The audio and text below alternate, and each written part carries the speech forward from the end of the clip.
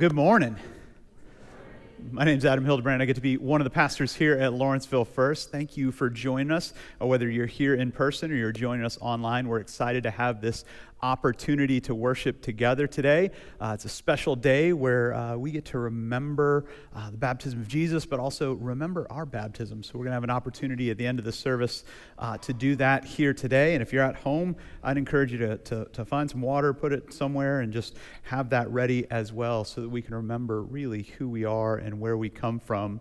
This is one of the reasons that having worship this morning was so important to me. We're remembering our baptism here, and we're baptizing a young person at our 11 o'clock service, and so I really wanted to make sure that happened one way or another, and so excited to have that opportunity here today. If you're new with us this morning, let me just extend a special welcome to you. So glad you're here. So glad you're a part of our worship experience today.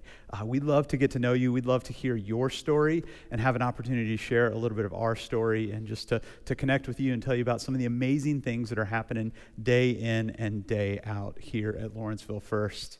It was fun on Friday to have a little bit of snow. You know, it was great that it all came down, and we had a great day to play. At our house, we had bought some little saucer sleds like 3 years ago in anticipation that it might snow because we didn't have them the last time it snowed. And so they sat in our garage for 3 years where it didn't snow. As soon as we had the things that we needed, all of a sudden we didn't need them. And then when we finally did need them, it was about 4 seconds before the dry-rotted saucer sleds broke, right? You know, you got on top of them, and now they're broken. And so we had to do what we were mentioning earlier. Logan was saying that we had to improvise a little bit. You know, we had to go, and I went and got my kayak and brought it to the hill that we were on. And we went down, seated in the kayak a couple of times, and that was great. But you got to make it more fun. So then I decided I would stand up in the kayak and use it as a snowboard. And that wasn't enough. So then I would get one kid in the back standing up, and I would stand up, and we'd had to do 2 people. And then we decided finally it was time to do 3 people standing up in the kayak. And that's when we hit the fence and things went wrong. That's the way of life, right? Things sometimes don't go the way that you expected them to, and we kind of keep stepping things up, and we keep doing more, and all of a sudden we find ourselves in a place where we're not sure how we got to where we got. Today's story has a lot to do with that sort of idea. We've jumped into this series we're calling Prodigal together. For the next couple of weeks, we're just going to hang out in Luke chapter 15. And last week, we spent some time talking about what prodigal means. If you weren't with us last week, we said that we're going to be looking at this story that we sometimes refer to as the Prodigal Son. But when we think about the word prodigal, we generally apply it to somebody who's wandered off, to somebody who's not done what they're supposed to do, to somebody in our family who might not have gotten it all right, who might not have done the things that the family expected them to do. But prodigal comes from this Latin word, prodigious. It literally means lavish or extravagant, and sometimes can be used to describe somebody who's wasteful. And so as we read the story of the prodigal son, as we read the story that we sometimes call the prodigal son, and it wasn't called that until the mid-1500s, like nobody had ever called it the prodigal son story until about the 1500s. You don't find the word prodigal anywhere in the story. But when we think about this story, there's really multiple prodigals. There are people who are extravagant and excessive in the way that they live. There are people who are extravagant and excessive in their own self-righteousness. And there's a God who's extravagant and excessive in the way that he loves and the way he shows up for all of us, whether we're the one who wanders or the one who stays at home, whether we get it all right or we get it all wrong. It doesn't matter. God shows up in his lavish, prodigal love. So last week we started with this idea that Jesus begins with because he's talking to 2 groups of people at the same time. Jesus tells 3 stories back to back to back to 2 groups of people who have gathered around him. He's got some people who are described as sinners and tax collectors, people who didn't necessarily do things the way that everybody expected them to do, people who might have messed up on purpose. And you've got the Pharisees and and the scribes. And these are the religious people, the people who like to show up and like to make sure that everybody does things the way that they're supposed to. And if you don't do things the way that they're supposed to, we'd like to push them out.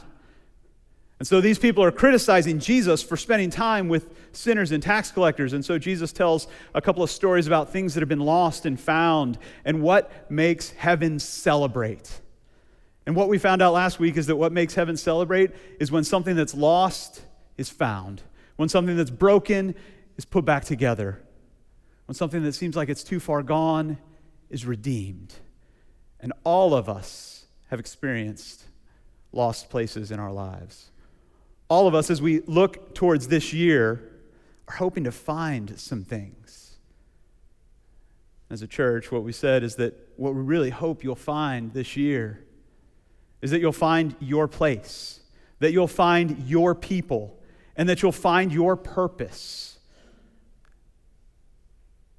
We hope you'll do that here, Lawrenceville First. As we continue to connect people, as we continue to invite people to experience redemption and change through the great love of God made known in Christ. We hope that inspires you to share that love, to find greater purpose, to find other people who are looking for that which is lost in their lives. Now, finding things is sometimes more difficult than we think. Or at least it is for me. Especially when you're married to somebody who thinks about organization differently than you. Anybody experience this? I think the Lord sees fit to put two people together, generally one person who is like a place for everything and everything in its place, and then one person who decides that wherever that thing is, that's its place. And somehow they try to find a middle ground, or at least they attempt. In our house, my wife Michelle is definitely the latter. She is a place for everything and everything in its place person. I'm not. Just not. Wherever something is, that's where it is. And I remember where it is until she moves it. Yeah, that's right. Yeah. Somebody knows. Somebody knows that I'll create these piles of certain things in certain places, and honestly, I know exactly where everything is. My wife makes fun of me all the time because I've got papers piled on my desk, but I can tell you exactly where every piece of paper is and what every piece of paper in that pile is. But then she came in one day and organized my office, and I was like, I can't find anything. Or I'll come home and I'll say, hey, where's that thing that I left right here? And she's like, I put it where it belongs. Well, it belonged right where it was. I don't know where it belongs, and I don't know where it is. I'm just trying to find it. I'm trying to find the thing that I'm looking for. And she'll always find a place for everything. It's a unique skill. But isn't that what our lives are really about? It's finding a place. And really finding our place.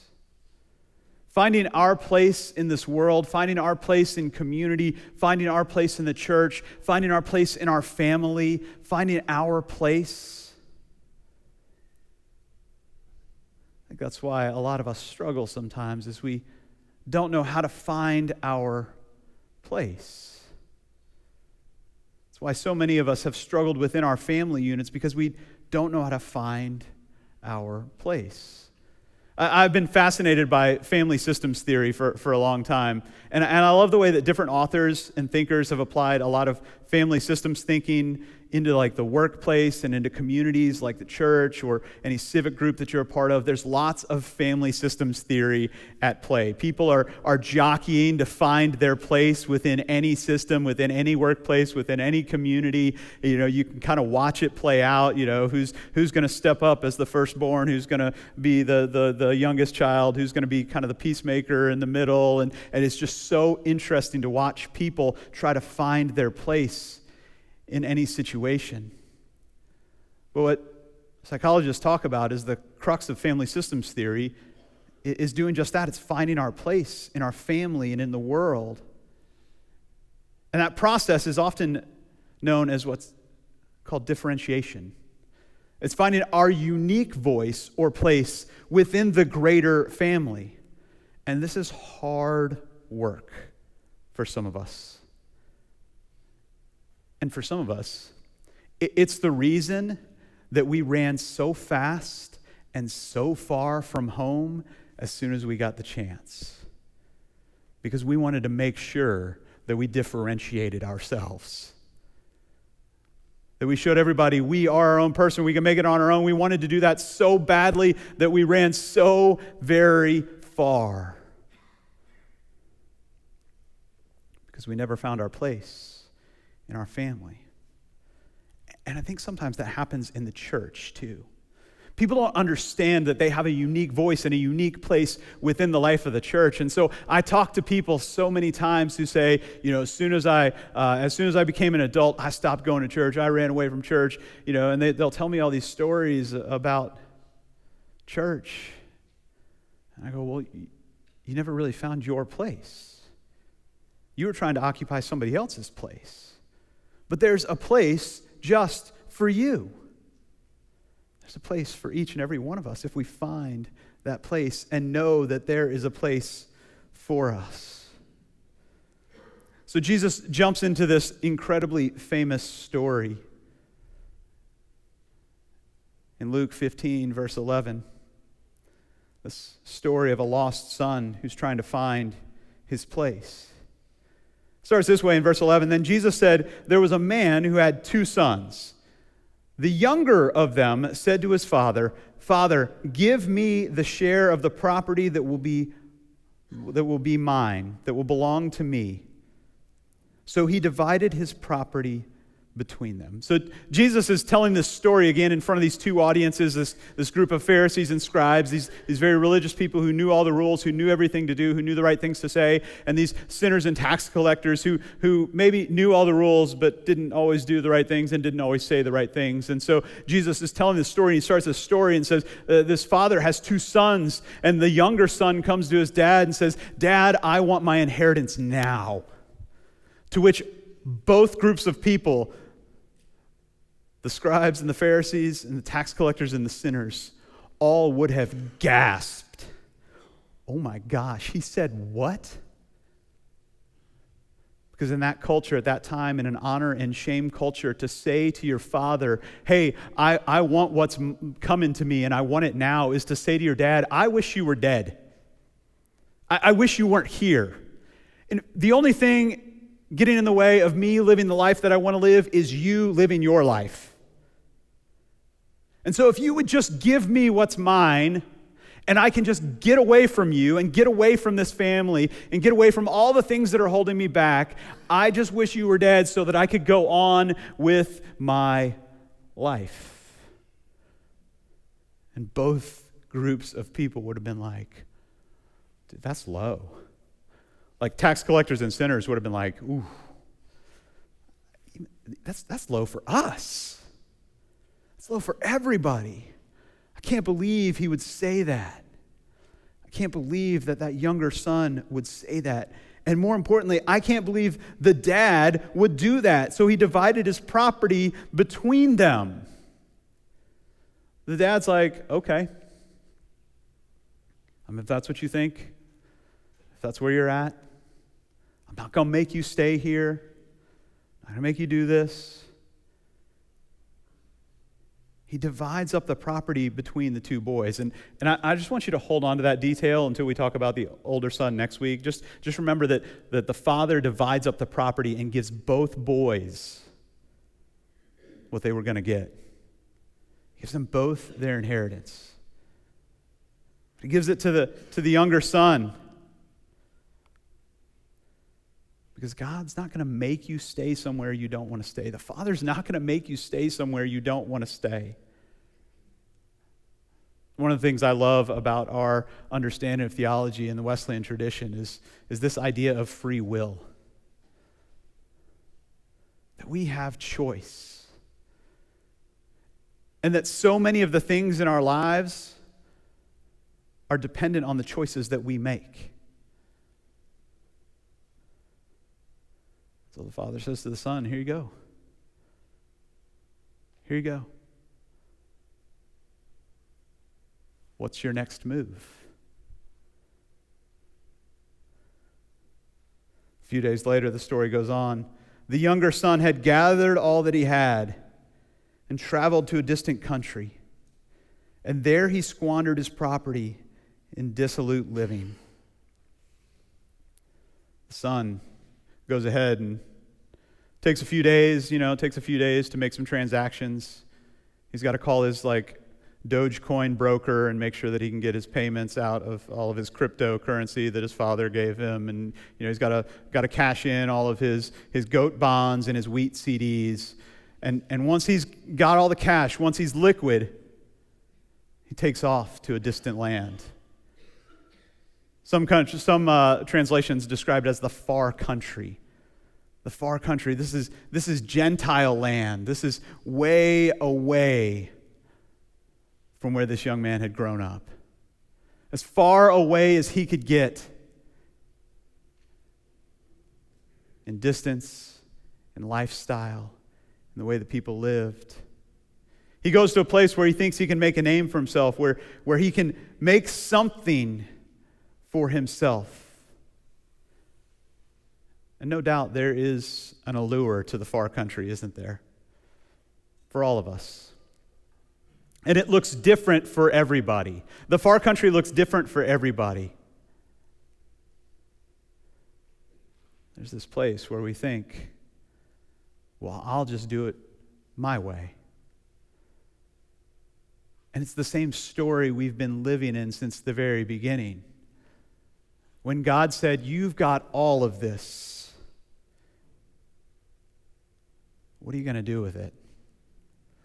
And we did the one thing that God asks us not to do. To try to make our own way. Because we think the Father is somehow holding out on us. And in our culture, as I talk to people, as I look around, as we spend time together, what I found is that the distant land isn't all that distant. For a lot of us, the distant land is just as far as that phone in our pocket. We can find all sorts of things and all sorts of places where we can become something that we think we want to be. And we can build relationships and we can do all sorts of things. And the distant land is not that distant anymore. The far country isn't as far as we think it is. It's what causes us to linger too long on that Instagram video of that person who's not our spouse.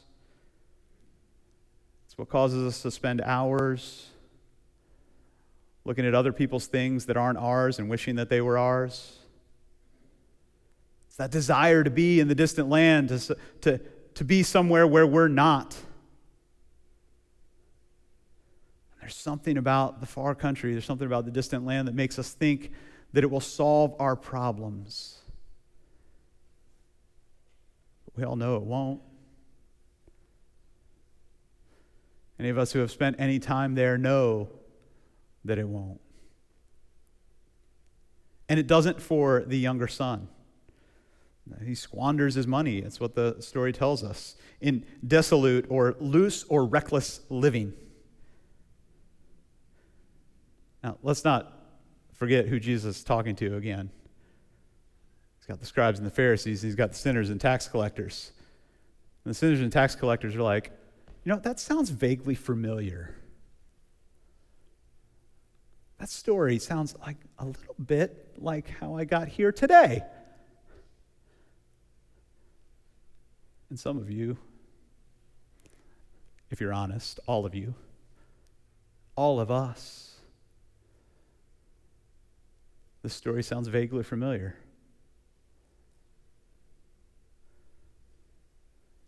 Sounds like how some of us got here today.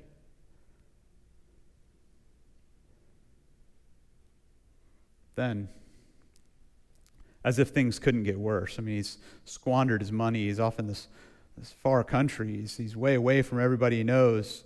When he had spent everything, the scriptures tell us, a severe famine took place throughout the country, and he began to be in need. Because here's what I've learned. It's bad luck. It's bad luck to experience a famine. It's bad luck to not be able to find a job. It's bad luck to be in the place that this son is living. But bad luck seems to follow bad decisions a lot of the time. When we find ourselves all by ourselves in the distant land, things seem to compound. Problems seem to compound. Bad luck often seems to follow bad decisions. The boy who had lived under the safety of his father's roof, who had experienced the goodness and grace of his father, finds himself in a place he had never been before. He finds himself in need of a job.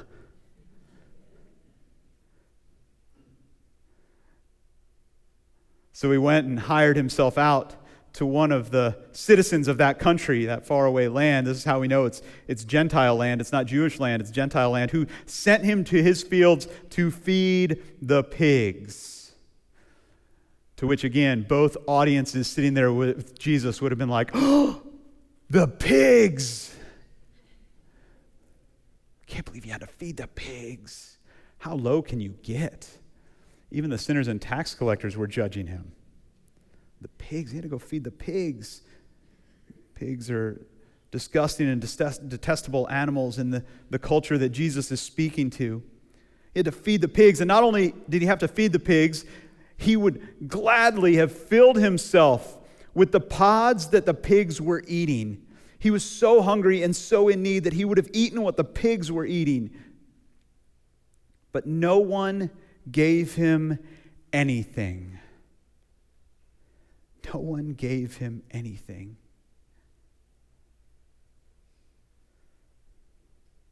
Funny, when he had money, everyone was inviting him over. The good times were rolling. But now, when he's got nothing,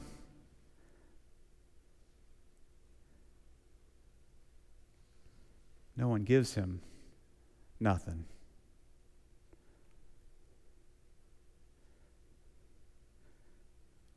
When he finds himself in a place where he didn't feel at home, where he didn't feel like he had anyone, where he didn't feel like he had a place, or he had a people, or he had a purpose. The scriptures tell us that something happened. He came to himself. But when he came to himself, when he was finally so desperate, when he was finally so hungry, when he was finally so scared, when he was finally so lonely, when he was finally so desperate, he came to himself.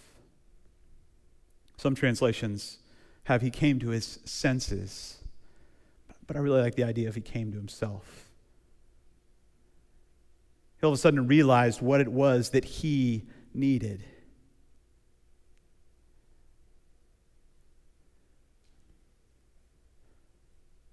But I wonder because so many of us could tell stories about finding that place of desperation, that place where we had no choice but to come to ourselves. What if we didn't need to reach desperation to desperately find our place in the Father's house?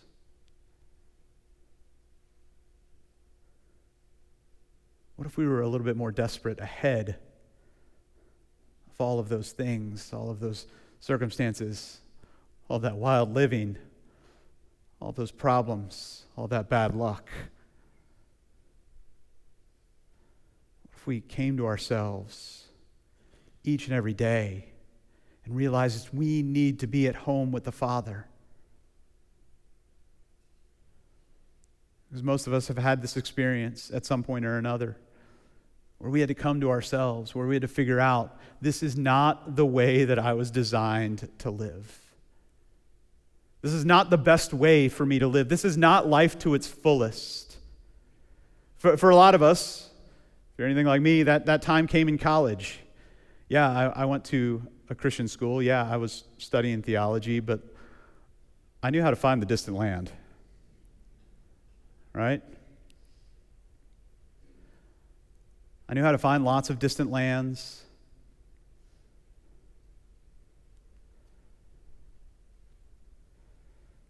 I remember just having this sense, like, God, I'm going to push as far as I can. And you're going to have to show me what grace looks like. And it was this story. It was this story that reminded me how big God's love is and how great His grace is. And it allowed me to come to myself. And I hope it allows you to do the same. Because He realized something about Him, and I realized something about me, and I hope you realize something about you. That the place where He was not the place where He belonged. It wasn't the place where He could be whole. It wasn't the place where He needed to be. It wasn't so bad back in Dad's house. It really wasn't bad. I mean, even the servants had it better than he had it right now. He says this. It says, when he came to himself, he said, how many of my father's hired hands have bread enough and even some to spare? But here I am dying of hunger. Here I am desperate. So here's my plan. I'll get up and I'll go to my father and I'll say to him, Father, I have sinned against heaven and before you. I'll repent. I'll change direction. I'll admit that I didn't have it all together, that I didn't know what I was doing, that I didn't need to do it all on my own. And I'm no longer worthy to be called your son, so treat me like one of your hired hands. So he got up and he went. And the word repentance that we use a lot in the church is this Greek word metanoia. It really means to change direction. He got up and he went back home. He changed directions.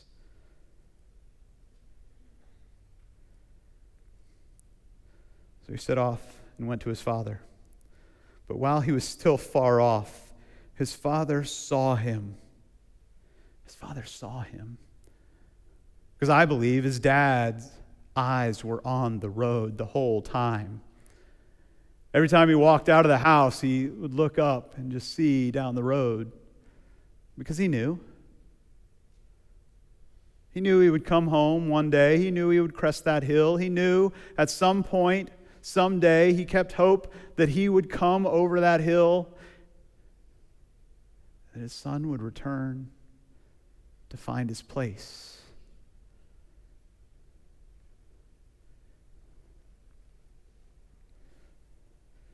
While he was still far away off, his father saw him and was filled with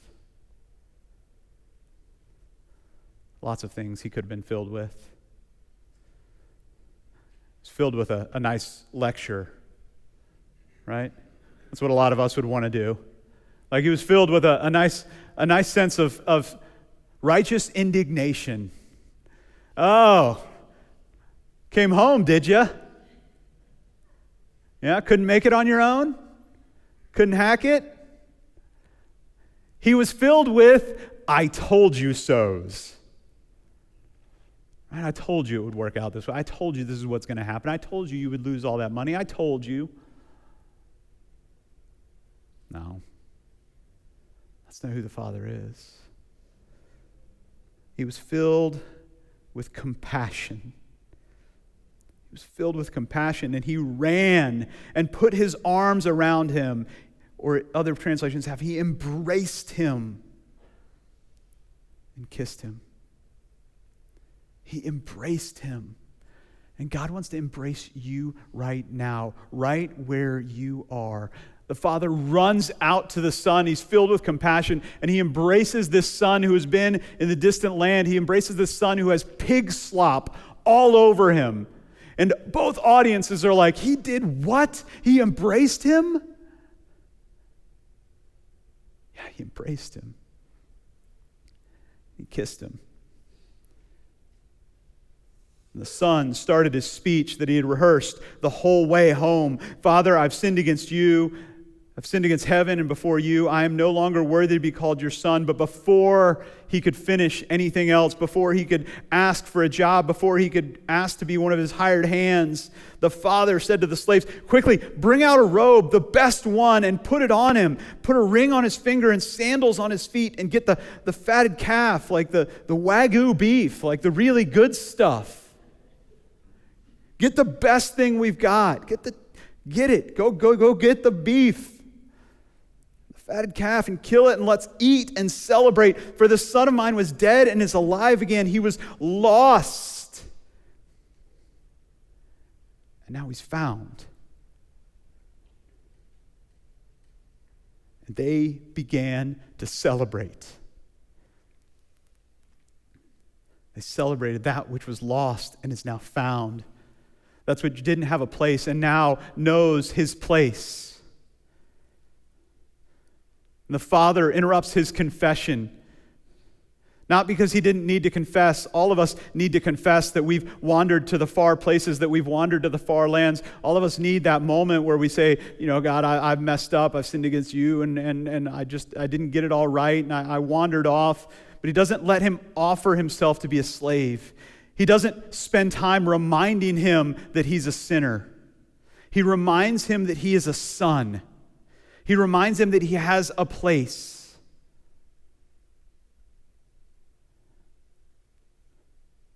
He's a child of the Father. Today is Baptism of the Lord Sunday, when we remember Jesus' baptism. And we remember what God said to Jesus in that moment. People standing there heard it. This is my son, in whom I'm well pleased. And what's so great about the prodigal love of God is that God sees us through the lens of Jesus.